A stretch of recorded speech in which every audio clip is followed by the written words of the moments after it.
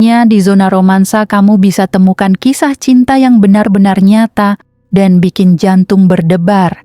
Jangan lupa subscribe, like, komen, dan share jika kamu merasa pernah mengalami hal serupa. Karena ini adalah kisahku tentang bagaimana aku mulai terjebak dalam situasi yang tak pernah kubayangkan. Malam itu hujan deras turun tanpa henti. Langit seolah ikut menangis atas apa yang akan terjadi di rumah kecil kami. Suara tetesan air dari atap yang bocor membuat suasana semakin suram. Aku duduk sendirian di ruang keluarga, menatap layar TV yang bahkan tidak kupegang remote-nya. Suamiku pulang dalam keadaan mabuk lagi. Pintu dibantingnya keras. Tubuhnya limbung saat ia melemparkan jaket kulitnya ke sofa. Bau alkohol menyengat hidungku. Dia tidak bicara banyak, langsung masuk ke kamar. Aku tahu, besok pagi dia pasti pura-pura tidak ingat apa-apa. Aku menarik napas panjang, mencoba menahan amarah. Ini bukan pertama kalinya, bahkan mungkin sudah menjadi rutinitas mingguan. Aku lelah, sangat lelah. Tapi lebih dari itu, aku kesepian. Keluarga besar suamiku tinggal tidak jauh dari sini. Rumah mereka hanya terpisah 2 gang kecil. Dan salah satu anggota keluarga mereka selalu hadir di tengah keheningan malamku, adik iparku. Dia datang seperti biasa, membawa nasi hangat dari ibunya. "Masih belum makan ya?" katanya sambil tersenyum lembut. Senyum itu selalu berhasil membuat dadaku berdebar. "Sudah, tapi terima kasih," jawabku pelan, padahal perutku lapar dan tanganku gemetar.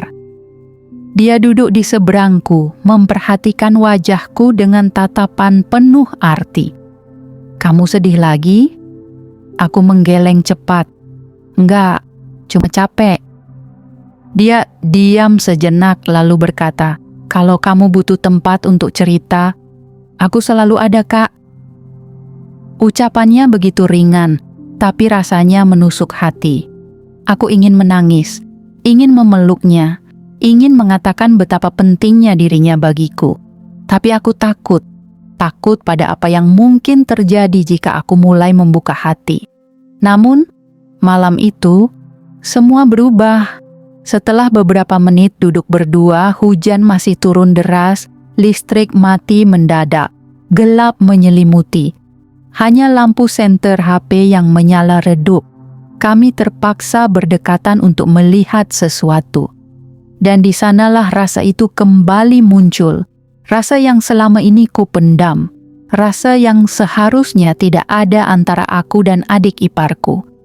Dia menjulurkan tangan, menyentuh pipiku pelan. Aku tidak menepis.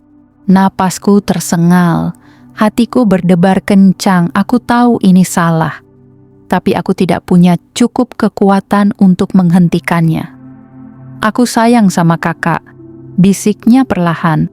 Bukan sebagai adik, tapi sebagai laki-laki yang mencintai kakak.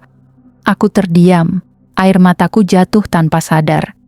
Aku tidak bisa berbohong pada diriku sendiri. Aku juga merasakan hal yang sama. Dan malam itu, aku mulai terjebak. Aku masih duduk di ruang keluarga dengan suara hujan yang perlahan meredup. Adik iparku belum pulang. Dia masih berada di sampingku, diam memandangku seperti biasa, dengan tatapan yang selalu berhasil membuat jantungku berdebar. "Kamu tidak akan menyesal, Kak," bisiknya pelan, tangannya masih menyentuh pipiku. "Aku hanya ingin kamu bahagia." "Bahagia?" Aku tertawa dalam hati. Kapan terakhir kali aku benar-benar bahagia? Bukan sekadar tersenyum atau pura-pura baik-baik saja, tapi benar-benar merasa hidup. Sejak menikah, kebahagiaan itu seperti kabut pagi yang menghilang saat matahari mulai naik. Suamiku dulunya penuh perhatian dan romantis, tapi sekarang dia lebih sering pulang larut malam mabuk, acuh tak acuh, dan jarang menyentuhku. Sementara adik iparku, dia selalu ada. Setiap kali aku butuh bantuan, dia datang. Saat mobil kami mogok, dia datang memperbaiki. Saat listrik mati, dia membawakan lilin. Bahkan ketika aku sakit bulanan dan suamiku pergi begitu saja, dialah yang membawakan teh hangat dan obat. Dia tahu kapan aku sedih hanya dari caraku menatap lantai. Dan dia tahu kapan aku butuh pelukan tanpa kata. Ini salah. Ucapku akhirnya, suaraku parau. Aku istri kakakmu. Aku tahu, jawabnya tenang. Tapi cinta tidak bisa dibatasi oleh status, Kak. Aku sudah mencoba untuk pergi, untuk menjauh. Tapi setiap kali melihat kamu sedih, aku tidak bisa diam saja. Aku menatap matanya. Dalam redup cahaya senter HP-nya, sorot matanya tulus. Hatiku terguncang. Aku tahu ini salah, tapi mengapa rasanya begitu benar? Dia mendekat lagi. Kali ini tidak ada penolakan dariku. Bibirnya menyentuh bibirku pelan, lembut, tapi penuh makna. Ciuman pertama kami, dan aku membalasnya. Rasanya seperti api kecil yang membakar rongga dadaku, hangat, menggoda, dan mematikan. Setelah beberapa detik, kami melepas ciuman itu. Napasku tersengal. Pipiku panas, tapi aku tidak menyesal. Kita tidak boleh melanjutkan ini. Gumamku meski tubuhku masih ingin lebih dekat lagi dengannya. Kalau kamu bilang iya, aku akan pergi sekarang, katanya sambil berdiri. Tapi kalau kamu bilang tidak, biarkan aku tetap di sini. Hanya malam ini, aku diam. Jantungku berdetak keras. Aku tahu aku harus mengusirnya, tapi lidahku berat, mataku terpejam sejenak. Lalu aku berbisik, jangan pergi. Dan malam itu, aku benar-benar terjebak. Keesokan paginya, suamiku bangun dengan kepala pusing dan mata sembab. Dia seperti biasa, cuek, tidak memperhatikan keadaanku. Bahkan, ketika aku menyajikan sarapan tanpa selera, dia hanya mengangguk singkat lalu pergi begitu saja setelah meneguk segelas kopi. Aku tahu, ini bukan lagi soal cinta. Kami sudah lama berubah. Aku bahkan mulai ragu apakah kami masih bisa disebut pasangan suami istri. Sementara adik iparku, sejak malam itu, kedekatan kami semakin sulit dibendung. Dia menjadi lebih sering muncul di rumah, entah membawakan masakan dari ibunya atau sekadar mengantarkan surat dari kakaknya. Padahal, kami tahu betul alasan sebenarnya dia datang. Setiap kali suamiku sedang keluar kota atau pulang larut malam, dialah yang mengisi kekosongan di hatiku. Dengan sentuhannya, dengan pandangan matanya, dengan kata-kata lembutnya yang membuatku merasa dicintai, benar-benar dicintai. Kamu nggak takut kalau ada yang tahu? Tanyaku suatu hari saat kami bertemu di sebuah kafe kecil di pinggir kota. Dia diam sejenak lalu menjawab pelan, takut. Tapi aku lebih takut kehilangan kamu. Ucapannya menusuk hati. Aku ingin marah, ingin bilang bahwa ini semua salah, tapi lidahku membeku. Karena aku juga takut kehilangan dia. Pertemuan-pertemuan rahasia itu terus berlangsung. Pesan-pesan singkat di tengah malam, panggilan video saat suamiku sedang tidak di rumah, hingga obrolan panjang saat libur keluarga tiba. Tapi semakin dekat kami, semakin terasa retakan dalam keluarga besar ini. Istri dari kakaknya mulai curiga. Dia pernah melihatku dan adik iparku duduk berdua di toko bahan bangunan. Padahal waktu itu kami sedang memilih keramik untuk kamar mandi baru. Tapi baginya itu mencurigakan.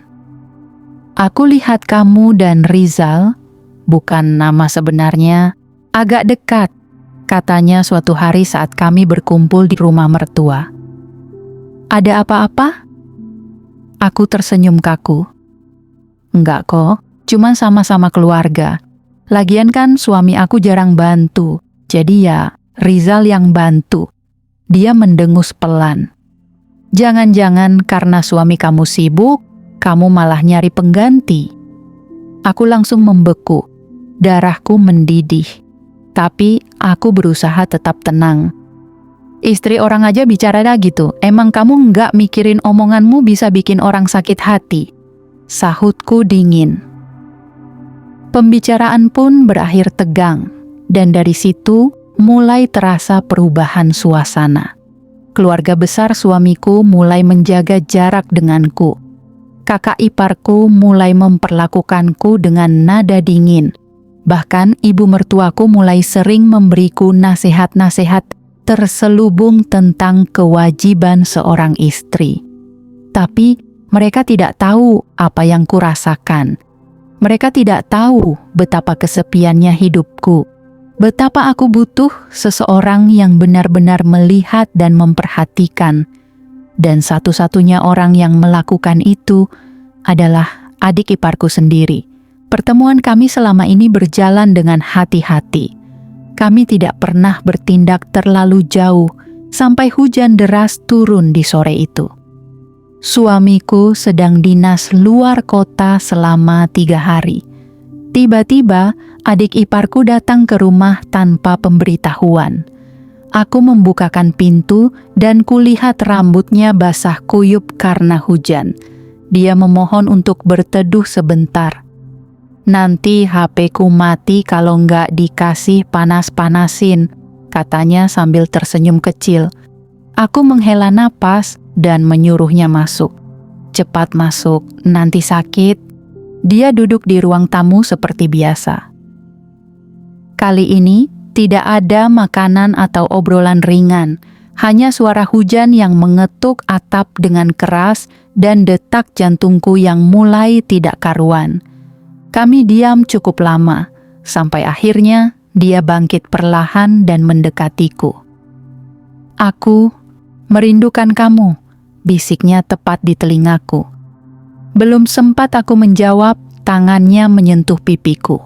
Hangat, perlahan, dia mendekatkan wajahnya dan kali ini ciumannya lebih dalam, lebih berani, dan aku tidak menolak.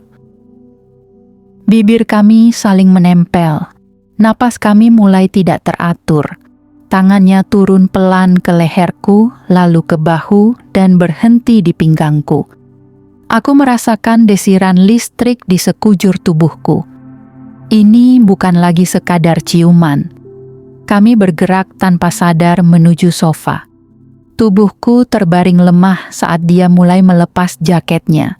Aku tahu ini salah, sangat salah. Tapi rasanya begitu benar. Saat itu aku benar-benar hilang kendali. Aku mencengkeram bajunya, membiarkan diriku larut dalam dekapannya. Rasa bersalah masih ada, tapi tertutup oleh hasrat yang sudah lama kupendam. Dan malam itu, batas antara hubungan saudara dan cinta terlarang benar-benar hancur. Setelah malam itu, segalanya terasa berbeda. Aku tidak bisa lagi pura-pura bahwa hubungan kami hanya sekadar kedekatan biasa. Ada sesuatu yang lebih dalam, sesuatu yang sulit dijelaskan dengan kata-kata. Tapi, bersamaan dengan rasa nikmat yang sempat kurasakan, muncul pula penyesalan yang menusuk hati. Aku merasa seperti orang yang paling hina di dunia. Betapa rendahnya diriku. Istri yang tidak setia, saudara ipar yang melampaui batas, dan wanita yang tidak menghormati pernikahan sendiri. Namun, kenapa rasanya begitu benar? Pagi harinya, aku bangun dengan kepala pusing dan hati bergejolak. Adik iparku sudah pergi. Hanya menyisakan bekas tubuhnya di sofa dan aroma parfumnya yang masih menempel di bajuku. Aku buru-buru mandi, berusaha mencuci semua jejak semalam dari tubuhku. Tapi rasa itu belum hilang. Saat suamiku pulang keesokan harinya, Dia bahkan tidak menyadari ada yang aneh padaku. Dia tetap cuek seperti biasa, sibuk dengan HP-nya dan hanya menyapaku sekilas sebelum tidur. Tidak ada pertanyaan, tidak ada curiga, dan justru itu yang membuatku semakin tidak nyaman. Seolah-olah aku melakukan kesalahan besar dan tidak ada yang peduli. Aku mulai membenci diriku sendiri. Di satu sisi, aku ingin menghentikan semuanya, mengakhiri hubungan gelap ini. Kembali menjadi istri yang baik meskipun suamiku tidak pernah benar-benar memperlakukanku seperti istri. Di sisi lain, aku tidak bisa melepaskan adik iparku. Setiap kali dia mengirim pesan, jantungku berdebar. Setiap kali dia datang, aku seperti menemukan kembali bagian hidupku yang hilang. Aku seperti terjebak dalam lingkaran setan, dan semakin dalam aku masuk, semakin sulit untuk keluar. Aku tahu ini akan terjadi suatu hari nanti, tapi aku tidak menyangka semuanya akan secepat ini. Kabar tentang kedekatanku dengan adik iparku mulai menyebar. Bukan dari kami, tapi dari perasaan tidak nyaman yang dirasakan oleh kakaknya, istri pertama dari salah satu saudara suamiku. Dia mulai memperhatikan setiap gerak-geriku saat berkumpul di rumah mertua. "Kamu sama Rizal, bukan nama sebenarnya, kok jadi sering banget ketemu?" Tanyanya suatu sore sambil tersenyum tipis. Aku berusaha tenang. Iya juga, soalnya kan dia bantu-bantu pas suami lagi kerja luar kota. "Iya, cuman bantuan aja, bukan karena kamu merindukan dia?" Ucapannya menusuk hati. Aku tersenyum kaku dan berpura-pura sibuk mengatur piring kue di atas meja. Tapi bukan hanya dia yang mulai curiga. Ibu mertuaku juga mulai berubah sikap. Dulu dia sangat sayang padaku. Sering mengirim masakan ke rumah, bahkan membelaiku jika ada keluarga lain yang bicara buruk. Tapi sekarang, sikapnya lebih dingin, lebih waspada. Bahkan kadang-kadang, dia menyelipkan nasihat-nasihat tersirat saat kami sedang berdua. Sebagai istri, harus bisa menjaga hati dan perilaku, katanya suatu hari sambil memetik daun kemangi di halaman belakang. Aku diam, jantungku berdebar. "Apa ibu ada maksud tertentu?" Dia tersenyum samar. "Ibu cuma khawatir, ibu lihat kamu dan Rizal terlalu dekat, padahal kamu itu istri orang. Jangan sampai ada gosip tidak enak." Aku menunduk. Ingin rasanya aku berteriak dan bilang bahwa semua itu benar. Tapi aku takut kehilangan segalanya, keluarga, harga diri, bahkan mungkin cinta itu sendiri. Setelah itu, suasana di keluarga besar suamiku semakin panas. Mereka mulai saling bicara di belakangku. Ada yang langsung menegurku, ada juga yang pura-pura baik tapi jelas-jelas sudah tidak mempercayaiku lagi. Dan yang paling menohok adalah ketika suamiku mulai bertanya, "Kenapa sih keluargaku pada aneh-aneh sama kamu?" katanya suatu malam. "Ada apa sebenarnya?" Aku diam, napasku terasa sesak. Dan untuk pertama kalinya, aku merasa seperti laba-laba yang terjebak dalam jaring buatannya sendiri. Pagi itu, suasana di rumah terasa sangat berat. Suamiku duduk diam di ruang makan sambil memandangi ponselnya. Aku tahu dia sedang membaca sesuatu, mungkin pesan dari keluarganya, atau bahkan gosip tentangku. "Kamu harus jujur sama aku," katanya tanpa menatapku. "Ada apa sebenarnya antara kamu dan Rizal?" Jantungku berdebar kencang. Aku mencoba tersenyum kecil, berpura-pura tenang. "Kenapa kamu ngomong gitu? Kita kan udah lama nikah. Kamu juga tahu Rizal cuma bantu-bantu soal rumah." Dia mendengus pelan. "Jangan bohongin aku bukan orang bodoh. Keluarga besar kita mulai banyak yang bicara. Bahkan ibu bilang kamu dan Rizal terlalu dekat. Ada apa?" Aku diam, tidak bisa menjawab. Kata-kata itu terasa seperti cambuk yang mengenai hati. Aku ingin berkata bahwa semua itu benar, tapi lidahku membeku. Aku takut kehilangan suamiku, takut kehilangan adik iparku, dan lebih dari itu, takut pada diriku sendiri. Aku menarik napas panjang. Aku nggak bisa jawab sekarang. Wajah suamiku langsung berubah. Kesedihan, kemarahan, dan kekecewaan menyatu dalam satu ekspresi. Dia bangkit dari kursinya, merogoh sakunya, lalu berkata tanpa menoleh, "Kalau kamu masih sayang sama aku, kamu harus putuskan sekarang, antara aku atau dia." Aku terdiam, napasku terasa sesak. Saat itu juga, aku sadar, ini bukan lagi soal perasaan. Ini soal hidupku, masa depanku, dan harga diriku. Aku harus memilih. Tapi bagaimana mungkin aku bisa memilih dua hal yang sama-sama penting? Di satu sisi ada suamiku, orang yang pernah membuatku percaya pada cinta, meskipun belakangan dia lebih sering meninggalkanku sendirian. Di sisi lain, ada adik iparku, laki-laki yang selalu ada di saat aku butuh, yang membuatku merasa dicintai dan dihargai. Malam harinya, aku mengirim pesan ke adik iparku. "Kita ketemu besok, ada yang mau aku bicarakan." Tidak lama setelah itu, dia membalas, "Oke, aku tunggu. Apapun yang kamu putuskan, aku akan terima." Aku menatap layar HP-ku lama. Air mataku jatuh tanpa sadar. Esok hari, aku harus mengambil keputusan yang mungkin akan menghancurkan salah satu dari kami. Pagi itu, aku sudah bersiap untuk mengakhiri semua keraguan. Aku janjikan pada diriku sendiri bahwa hari ini adalah hari kejujuran. Hari di mana rahasia yang selama ini kusembunyikan akan terbongkar. Adik iparku datang ke rumahku pagi-pagi sekali sebelum suamiku bangun. Dia duduk di ruang tamu dengan ekspresi serius, matanya tidak pernah lepas dariku. "Aku siap dengar apapun," katanya pelan. "Kamu udah putuskan?" Aku menatapnya lama, jantungku berdebar tak karuan.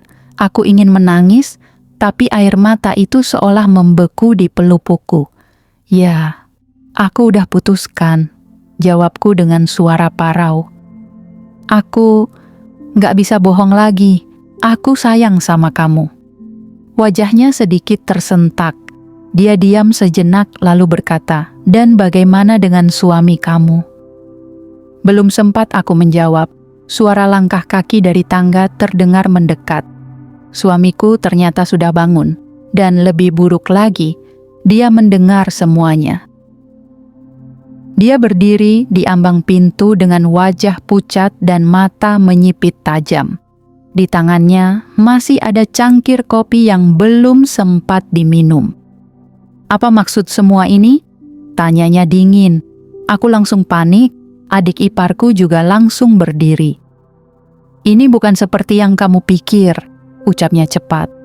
Suamiku tertawa sinis. "Jadi maksudmu kakak cuman bercanda saat bilang sayang sama kamu? Kamu pikir aku bodoh?" Aku maju selangkah. "Sayang, dengarkan aku dulu. Jangan panggil aku sayang," bentaknya keras. Semua orang terkejut. Aku mundur perlahan, hatiku hancur. Ini adalah pertama kalinya dia marahiku seperti ini. "Kamu pikir aku nggak sadar? Kamu pikir aku nggak lihat pesan-pesan kalian, waktu-waktu ketemuan kalian, tatapan-tatapan kalian? Aku hanya pura-pura saja karena aku masih percaya sama kamu." Aku menangis. Maafin aku." Adik iparku mencoba bicara. "Kami tidak berniat menyakitimu, Mas. Aku benar-benar mencintai kakak." Kalimat itu seperti bom yang meledak di tengah ruangan. Suamiku menatap kami bergantian, matanya berair, tubuhnya gemetar. "Jadi, kalian sudah sampai sejauh itu?" Aku mengangguk pelan. "Iya, kami sudah." Suaraku hilang, aku tidak bisa melanjutkan. Dia menatapku lama, lalu pergi begitu saja tanpa sepatah kata pun, hanya meninggalkan cangkir kopinya yang masih penuh. Hari itu, hidupku mulai hancur sedikit demi sedikit. Setelah suamiku mendengar pengakuan kami, dia pergi dari rumah tanpa sepatah kata pun. HP-nya tidak aktif. Aku mencoba menghubungi berkali-kali, tapi tidak ada jawaban. Adik iparku juga tidak berani datang ke rumah lagi. Dia hanya mengirim pesan, "Aku tunggu kamu di mana saja yang kamu mau. Aku siap bertanggung jawab." Tapi aku tidak tahu harus menjawab apa. Aku bahkan tidak yakin apakah aku masih pantas memilikinya. Keesokan harinya, seluruh keluarga besar suamiku sudah tahu. Entah bagaimana caranya, kabar itu menyebar seperti api. Ibu mertuaku langsung memanggilku ke rumah mereka. "Kamu jadi aib keluarga," katanya dingin sambil duduk di kursi kayu dengan ekspresi murka. "Kami sudah anggap kamu seperti anak sendiri, tapi kamu malah main belakang sama adik kandung suami kamu sendiri." Aku ingin membela diri, tapi lidahku keluh. Aku tidak bisa bilang itu semua salahku, karena aku tahu itu benar. "Aku minta maaf," ucapku lirih. "Minta maaf aja nggak cukup," bentak kakak iparku yang paling tua. "Kamu rusak nama baik keluarga kami, kamu bikin suami kamu malu, dan kamu pikir Rizal, bukan nama sebenarnya, bakal tetap sayang sama kamu setelah ini?" Aku diam. Air mataku jatuh tanpa sadar. Saat pulang, aku melihat bahwa suamiku sudah kembali ke rumah. Tapi pintu kamar kami dikunci dari dalam. Dia tidak mau bicara, bahkan untuk sekadar melihat wajahku. Beberapa hari berlalu dan suasana semakin panas. Teman-teman dekatku mulai menjauh. Ada yang memblokirku di media sosial. Beberapa orang menulis komentar pedas di postingan lama kami sebagai pasangan. Aku merasa seperti sampah. Seperti wanita yang tidak punya harga diri. Dan yang lebih menyakitkan lagi, adik iparku mulai berubah. Dia masih mengirim pesan, masih menanyakan kabarku, tapi aku bisa rasakan keraguan dalam kalimat-kalimatnya, seolah-olah dia mulai takut dengan konsekuensi yang kami timbulkan. Sampai akhirnya, satu pesan masuk dari nomornya. "Maaf kak, aku nggak bisa terus-terusan begini. Aku sayang sama kamu, tapi aku nggak kuat ditekan keluarga. Aku harap kamu bisa bahagia meskipun bukan bersamaku." Aku membaca ulang pesan itu beberapa kali. Lalu tanganku gemetar, hatiku hancur, jantungku seperti berhenti berdetak. Aku telah kehilangan suamiku. Aku telah kehilangan cintaku. Dan aku telah kehilangan tempatku di dunia ini. Hari itu aku duduk sendirian di kamar kosong. Kursi goyang di pojok berdebu. Tirai tertutup rapat. Hanya suara angin yang masuk melalui celah kayu pintu lama yang menemani kesunyian ini. Suamiku sudah pergi. Bukan hanya fisiknya, tapi juga hatinya. Dia mengajukan gugatan cerai tanpa sepatah kata pun langsung padaku. Aku hanya tahu dari surat kuasa dari pengacaranya yang dikirim ke rumah. Adik iparku, dia benar-benar hilang. Tidak ada kabar lagi. Nomornya diblokir oleh keluarganya, HP-nya diganti. Seolah-olah hubungan kami tidak pernah terjadi. Dan keluarga besar suamiku, mereka seperti sudah sepakat untuk mengucilkan aku. Bahkan ibu mertua yang dulu pernah memelukku dengan tulus, sekarang tidak pernah lagi menyebut namaku. Aku seperti hantu dalam dunia nyata. Aku mencoba bangkit, pergi ke tempat kerja, menjalani rutinitas, tersenyum pada orang-orang. Tapi setiap malam, aku selalu kembali ke kesedihan yang sama. Kesepian yang lebih dalam dari rasa sakit fisik apapun. Sampai suatu hari aku menerima pesan dari seseorang yang tak kusangka. Aku masih sayang kamu. Pesan itu dari adik iparku, hanya satu kalimat, tapi cukup membuat dadaku sesak. Aku ingin membalas, ingin bertemu, ingin menangis, tapi tanganku gemetar. Jari-jariku membeku di atas layar. Akhirnya, aku mengetik satu kalimat.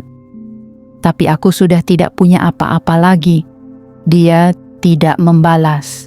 Beberapa minggu kemudian, aku mendengar kabar bahwa dia akan menikah. Diatur oleh keluarganya. Perempuan baik dari keluarga tetangga. Sosok yang bisa menjaga nama baik keluarga mereka. Aku tidak marah. Aku hanya sedih. Bukan karena aku kehilangan dia, tapi karena aku menyadari betapa bodohnya diriku. Betapa jauh aku melangkah demi sebuah perasaan yang akhirnya punah seperti asap. Aku menatap foto pernikahan kami di dinding, suamiku dan aku, dengan senyum palsu yang kami tunjukkan ke dunia. Aku tersenyum getir. Dulu, aku pikir cinta bisa menyelesaikan segalanya, bahwa jika dua orang saling mencintai, maka semua akan baik-baik saja. Tapi ternyata, cinta tidak cukup untuk melawan dunia. Aku telah merusak hidupku sendiri, dan tidak ada yang bisa kuperbaiki lagi. Jika kamu sampai di episode terakhir ini, terima kasih telah menjadi bagian dari perjalanan emosiku. Kisah ini mungkin tidak indah, tapi inilah kenyataannya. Jika kamu menyukai cerita seperti ini, jangan ragu untuk bagikan ke teman-temanmu.